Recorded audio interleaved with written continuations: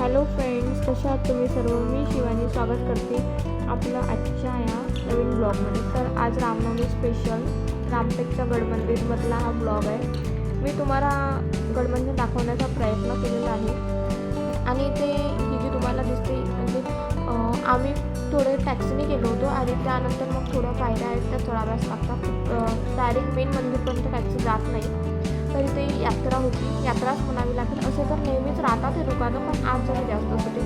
इथे खूप सर्व काही मिळत होतं, खाण्यापासून ते टॉईज, होम डेकोर वगैरे.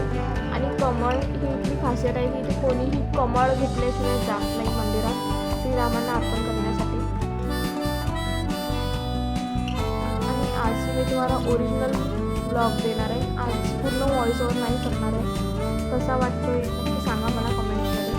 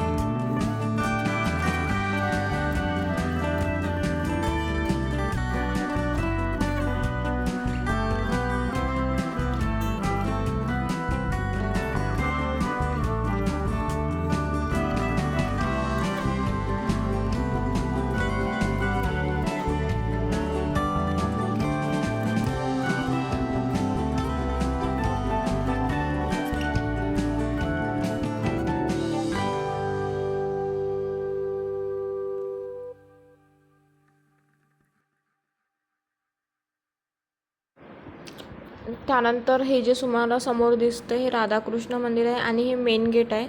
इथनं आपण एंटर केल्यानंतर डायरेक्ट मंदिर आहे. आणि इथे लाईन होती, थोडीशी गर्दी होती आम्ही गेलो तेव्हा. तरीही ऊन असल्यामुळे फार कमी गर्दी होती.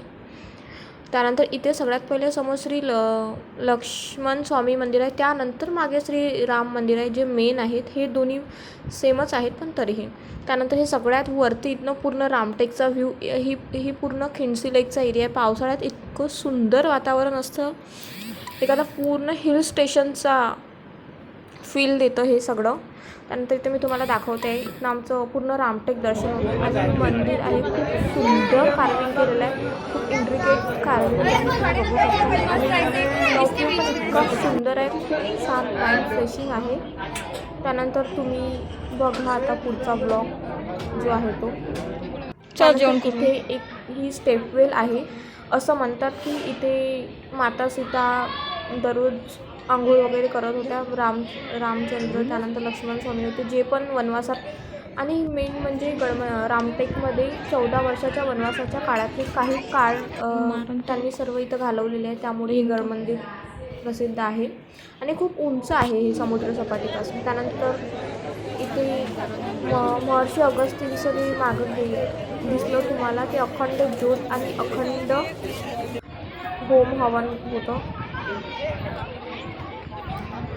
हे वराह मंदिर आहे. इथे एक हत्ती आहे दगडाचा आणि त्या खालून निघायचं असतं, जसं आपण पालखीच्या खालून वगैरे निघतो ना, अगदी तसंच. आणि इथे असं म्हणतात या हत्ती खालून निघाल्यावर आपलं शरीर रोगमुक्त होतं, असं इथलं म्हणणं आहे. त्यानंतर असंही असतं की आपण या हत्ती खालून निघताना आपल्या मनातली काही इच्छा असेल तर ती देवाजवळ सांगायची, ती पूर्ण होते, अशी इथली मान्यता आहे. बाकी आता तुम्ही समोरचा ब्लॉग एन्जॉय करा आणि मला नक्की सांगा कसा वाटला ते. बाय.